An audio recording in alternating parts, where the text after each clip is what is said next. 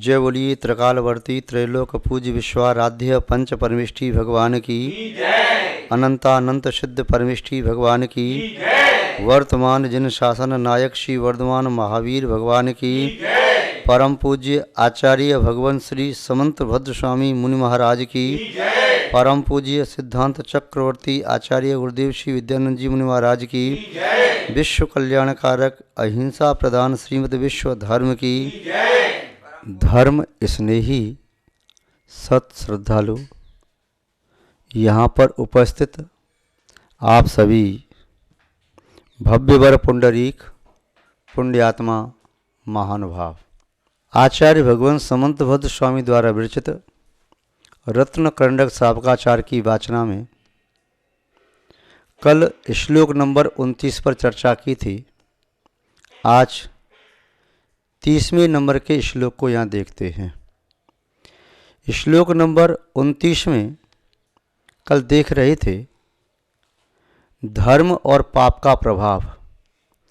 पाप के प्रभाव से देव भी कुत्ता की अवस्था को प्राप्त हो सकता है और धर्म के प्रभाव से कुत्ता भी देव की अवस्था को प्राप्त हो सकता है। संसार में अनेक प्रकार के पदार्थ हैं, उनका पृथक पृथक स्वभाव है। उस पदार्थ का संयोग जिसके साथ जैसा होता है उस प्रकार का प्रभाव उस पदार्थ में भी अनुभव में आने लगता है। यहाँ पर आचार्य महोदय सम्यक्त की चर्चा करते हुए सम्यक दृष्टि की विशेषता बता रहे हैं। जैसे पूर्व में बताया कि सम्यक दर्शन क्या है, सम्यक दर्शन का स्वरूप क्या है, सम्यक दर्शन के अंग कितने और कौन कौन से हैं, सम्यक्त के दोष कितने और कौन कौन से हैं, यह सब चर्चा की। 3 मूर्ता के बारे में, 8 प्रकार के मद के बारे में कि त्याग करना है, शंकादि दोषों का त्याग करना है और सम्यक दृष्टि भय से रहित होता है। सम्यक दृष्टि 8 अंग का पालन करता है। उसके सम्यक के जिन भक्ति वात्सल्य आदि 8 गुण भी होते हैं, प्रशम संवेग अनुकंपा आदि 4 लक्षण भी होते हैं। इसके साथ साथ अब बता रहे हैं कि जो सम्यक दृष्टि प्रशम संवेग अनुकंपा आस्तिक्य इन 4 लक्षणों से युक्त होता है, वह सम्यक दृष्टि जीव परमार्थभूत जिनदेव, परमार्थ में कारणभूत जिनवाणी और परमार्थ के मार्ग पर चलने वाले निर्गंत गुरुओं की उपासना, भक्ति, सेवा, अर्चना, पूजा आदि कार्य संपन्न करता है। जो परमार्थ के मार्ग के प्रतिकूल हैं, परमार्थ के मार्ग में नहीं लगे हैं, जो संसार के संवर्धक हैं, संसार के कारक हैं, ऐसे कोई भी तत्व हैं, ना भले उनका देवशास्त्र गुरु हो, कुदेव कुशास्त्र को गुरु हो, किंतु जो संसार का कारक है वह मोक्ष का कारक नहीं हो सकता। मुक्ति का कारक और संसार का कारक एक नहीं है, अलग अलग हैं। संसार का कारक है बंध और बंध का कारक है आसव। तो आसव और बंध ये संसार में ही अपना फल देते हैं। आसव का फल है कर्म का बंध और कर्म के बंध का फल है जब कर्म उदय में आएगा तो इष्ट और अनिष्ट वस्तु की संप्राप्ति कराएगा।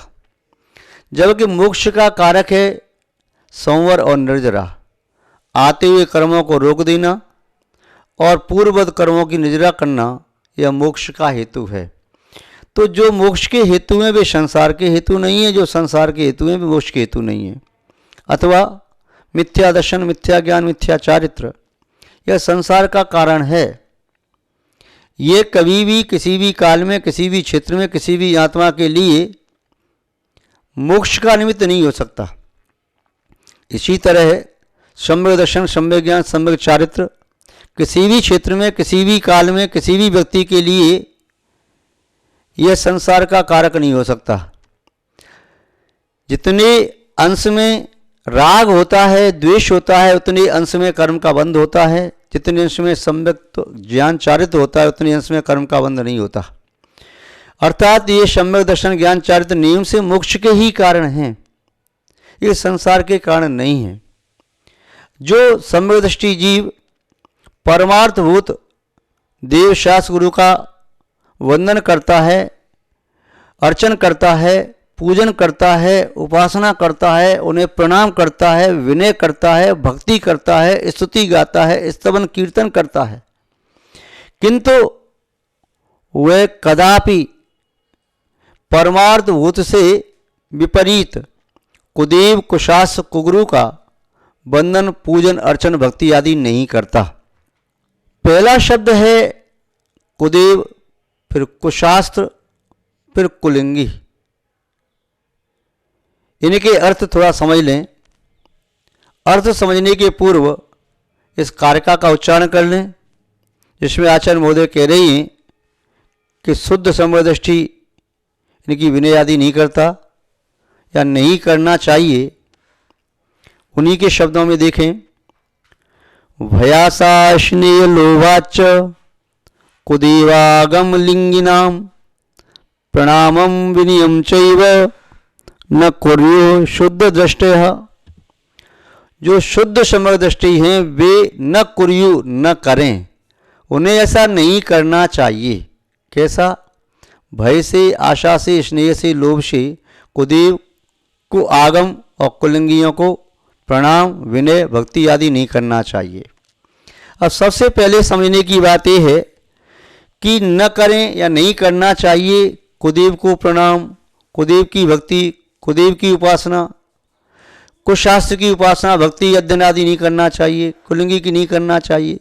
किंतु पहले इन तीनों का स्वरूप तो समझ में आ जाए।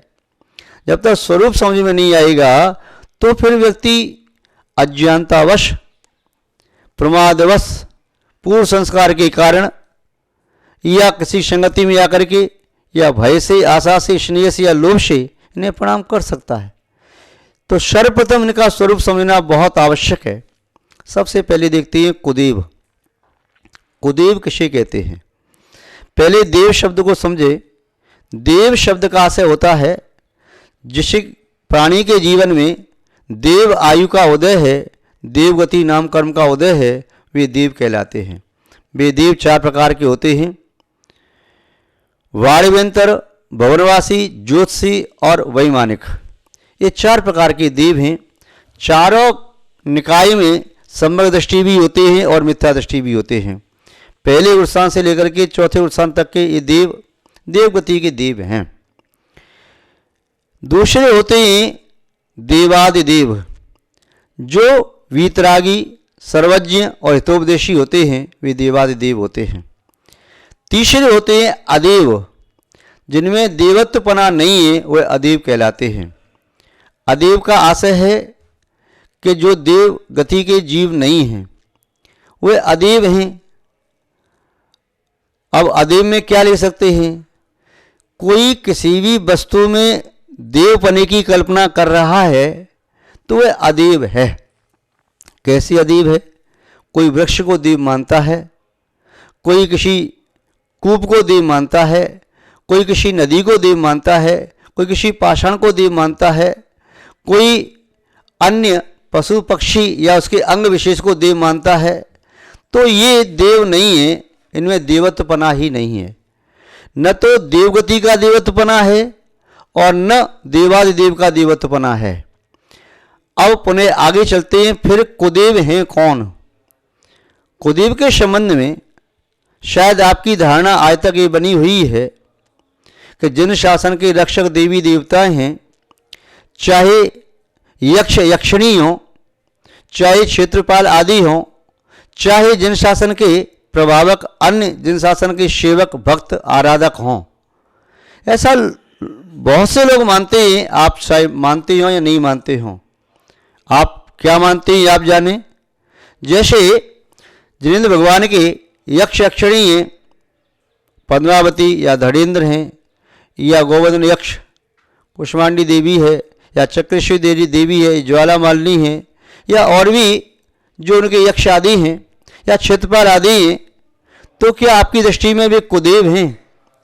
उनकी उपासना पूजा भक्ति क्या कुदेव सेवन है? यदि ऐसा आप मानते हैं तो निस्संदेह गलत मानते हैं। वे कुदेव नहीं है। आपको सुनकर के आश्चर्य हो रहा होगा कि कुदेव नहीं है। हाँ, सत्य तो यही है, वे कुदेव नहीं है। यदि आपको कई शास्त्रों में पढ़ने में ऐसा आया हो कि जिन शासन के रक्षक प्रभावक, जिन शासन की सेवा उपासना करने वाले या तीर्थंकर भगवान के यक्षिणी कुदेव हैं, यदि कहीं आपको जिनागम में जैन शास्त्रों में पढ़ने में आया हो पूर्वाचार्यों की वाणी में, तो आप बता सकते हैं। क्यों नहीं है कुदेव? कुदेव इसलिए नहीं है, उसका कारण आपको बताते हैं। आपने देखा कि 6 आयतन होते हैं और 6 अनायतन होते हैं। 6 अनायतन कौन कौन से होते हैं? कुदेव, कुशास्त्र और कुगुरु। कुदेव के सेवक, कुशास्त्र के सेवक और कुगुरु के सेवक, ये 6 अनायतन होते हैं। और 6 आयतन होते हैं। 6 आयतन कौन कौन से होते हैं? वीतरागी देव, जिनेंद्र भगवान की वाणी और नगंत गुरु। और इन तीनों के उपासक, वीतराग देव के उपासक, नगंत गुरु के उपासक और जिनेंद्र वाणी के उपासक, ये 6 आयतन होते हैं। तो जो वीतरागी देव के उपासक हैं वे तो आयतन में आ गए। जब वे आयतन में आ गए तो अनायतन कैसे हुए? वे कुदेव कैसे हुए? जो आयतन है वे अनायतन कैसे बन सकते हैं? एक ही वस्तु एक ही समय में आयतन और अनायतन कैसे हो सकती है? वीतरागी देव, जिनेंद्र भगवान की वाणी और जगत गुरु, ये 3 आधार स्तंभ हैं, 3 के उपासक। जो भगवान की पूजा अर्चना करने वाला कोई साधर्मी है, क्या वह धर्म का विरोधी है? जो जिनेंद्र भगवान की वाणी का स्वाध्याय करने वाला है, क्या वह धर्म का विरोधी है? जो निगंत गुरुओं की सेवा करने वाला है, क्या वह धर्म का विरोधी है? नहीं। ये 6 आयतन है, ये तो संबंध की पुष्टि करने वाले हैं, संबंध का खंडन करने वाले नहीं हैं। फिर जो अनायतन है, कुदेव, कुशास्त्र, कुगुरु, तो इनमें कुदेव कौन है? कुदेव का आशय अब समझिए। यदि आपने साधर्मी को साधर्मी माना तो आपने कुदेव या कुगुरु उपासना नहीं की। यदि आपने सामान्य पुस्तक को सामान्य पुस्तक माना, शास्त्र नहीं माना, तो भी कुशास्त्र उपासना आपने नहीं की। जो व्यक्ति रागी द्वेषी देवों को, जिसका लक्षण अपन पढ़े, विद्वतवर दौलत राम जी ने कुदेव का लक्षण क्या दिया? जे राग द्वेष मल कर मलीन, वनिता गदा द्विजत चिन्ह चीन, ते हे कुदेव तिनकी जो सेव, सठ कर्तन तिन भव भ्रमण सेव। 6 मूर्ख व्यक्ति इनकी सेवा करने से संसार भ्रमण का छेद नहीं कर सकता। इनको यदि देव सच्चा देव मान लेता है तो किनको? जे राग द्वेष मल कर मलीन, जे राग द्वेष आदि से के मल से मलिन हैं। वनिता स्त्री आदि रखते हैं, गदा आदि चिन्ह से युक्त हैं, असी तलवार आदि, धनुष आदि, भार तोमर ऐसा रखते हैं। उन्हें भगवान मान करके यदि पूजा करते हैं, वीतरागी परमार्थ के देव मान के पूजा करते हैं, तब निस्संदेह वह सम्यक्त का दोष होता है। तो शुद्ध सम्यक दृष्टि जीव जो अपनी आत्मा को परमात्मा बनाना चाहता है, अपनी आत्मा में विद्यमान कर्मों का नाश करना चाहता है, तो इस प्रकार के देवों को वीतरागी देव न माने। शास्त्र जो जिनवाणी अनेकांश से समन्वित है, शाद्वाद शैली से संयुक्त है, जिसमें अहिंसा का पोषक धर्म कहा गया है, आत्मा के स्वभाव को प्राप्त करने की विधि बताई गई है, वह आगम सच्चे शास्त्र हैं। इसके अतिरिक्त अन्य शास्त्र, काम शास्त्र, कोक शास्त्र, भोजन शास्त्र, अन्य प्रकार की कलाओं का सिखाने वाले शास्त्र, वह मोक्ष मार्ग में कारक नहीं है, वह संसार के वर्धक हैं। अपनी रुचि के अनुसार व्यक्ति उन्हें पढ़े, किंतु उन्हें पढ़ करके उनके माध्यम से मोक्ष मार्ग की प्राप्ति न होगी, कर्मों के क्षय का मार्ग न मिलेगा। कुलिंगी नाना प्रकार के वेश को धारण करके उसे मुमुक्षु नहीं कह सकते, उसे मोक्ष का राही नहीं कह सकते, शिवपंथी नहीं कह सकते, मुक्तिगामी नहीं कह सकते। वह संसार के मार्ग में चलने वाले अनेक गुरु होते हैं, तो वह कुगुरु में आते हैं, कुलिंगी में आते हैं। इन तीनों के उपासक वह भी अनायतन हुए। तो जो शुद्ध सम्यक दृष्टि जीव है उसे नहीं करना चाहिए विनय और प्रणाम, भक्ति, पूजा और उपासना इन अनायतनों की, क्योंकि अनायतन मोक्ष के बाधक हैं, मोक्ष मार्ग के बाधक हैं। कैसे नहीं करना चाहिए? तो आचार्य महोदय कह रहे हैं भय से नहीं करना चाहिए। भय के कारण व्यक्ति कई बार इनको प्रणाम करता है। भय है, किसका भय है? राजा का भय है। राजा दंड देगा। यदि राजा ने कहा तुम इसको प्रणाम नहीं करोगे तो मैं सबको मृत्यु दे दूंगा, फांसी पर लटका दूंगा। तो पहले ऐसे राजा होते थे जो बड़े क्रूर प्रणामी होते थे। वह कहते थे यही धर्म तुम्हें मानना पड़ेगा, इसी देवता की पूजा करनी पड़ेगी, ये राजगुरु है, इनकी उपासना करनी पड़ेगी। तो जो व्यक्ति भय से, राज भय से यदि कुदेव कुशास्क गुरु की उपासना करता है, या स्त्री भय से, स्त्री कहती है मैं तुम्हें तब चाहूंगी आप इस प्रकार का धर्म स्वीकार करो, या मैं मृत्यु को प्राप्त हो जाऊंगी, या मैं तुम्हारी बदनामी कर दूंगी।